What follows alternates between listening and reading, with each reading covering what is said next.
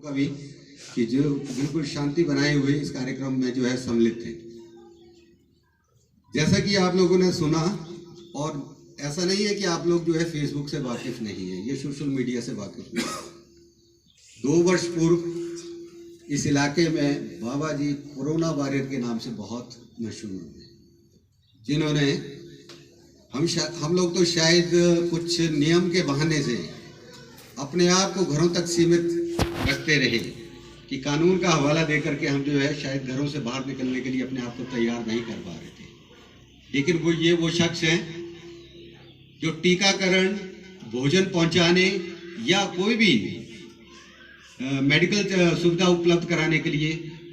रोगी के या उसके परिवार के घर द्वार तक अपने आप को प्रस्तुत करते थे और अपने जीवन की परवाह भी नहीं करते थे।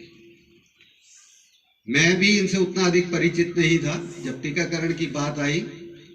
तो मुझे पता लगा गोपालपुर में जो है इनका बहुत बड़ा योगदान रहता है कि टीकाकरण कौन सी तारीख को होता है, कैसे होता है, और यहाँ तक कि डॉक्टर से समय नहीं मिल पा रहा था। और बीच में जो है मेरे परिवार में भी मेरी धर्मपत्नी को जब कोरोना हुआ तो कुछ नियम और दोबारा टेस्ट कराने के लिए इनका नंबर निकाला और इनको फोन किया और इन्होंने मुझे बिल्कुल सही गाइड किया कि बिना जान पहचान के होते हुए एक दूरभाष पर पूरी जानकारी इस प्रकार से दी जैसे कि कोई डॉक्टर दे रहा है, क्योंकि ये इनका जो है निस्वार्थ भाव से जो सेवा करने का भाव था और उस कार्य में इतने अधिक लीन हो गए थे कि उन्हें एक एक बारीकी जो डॉक्टरों के द्वारा हिदायतें दी जा रही थी वो लगभग ये भी वही दे रहे थे। इसी प्रकार से आप आए दिन देखते रहते हैं, जहाँ कहीं भी बेटियों की शादी की बात आती है, बेटियों परिवारों को जहाँ कहीं भी अभी पीछे जैसे मैं एक लेटेस्ट उदाहरण ये है कि एक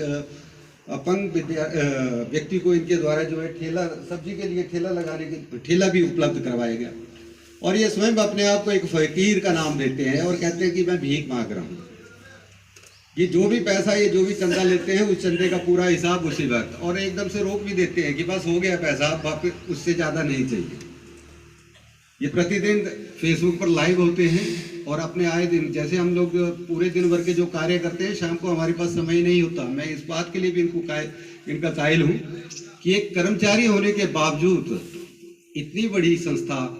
में इतने बड़े ओहदे पर और प्रतिदिन नया कोई ना कोई कार्य करते रहते हैं। कब ये दिल्ली पहुंच जाते हैं, कब ये जालंधर होते हैं, कब अपना इलाज करवाते हैं। और हाँ, हालांकि ये स्वास्थ्य संबंधित ये अपनी परेशानी किसी को बताते नहीं हैं, लेकिन इनकी सेहत को देख करके लगता नहीं है ये किसी स्वास्थ्य या किसी मेडिकल उससे जो है जूझ रहे हैं। लेकिन फिर भी ये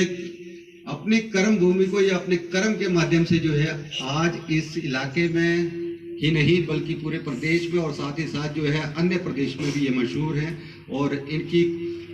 कार्य प्रणाली का लोहा सभी मानते हैं। मैं उम्मीद करता हूं कि इनका स्वास्थ्य ठीक रहेगा और ये इसी प्रकार अपने इस इलाके के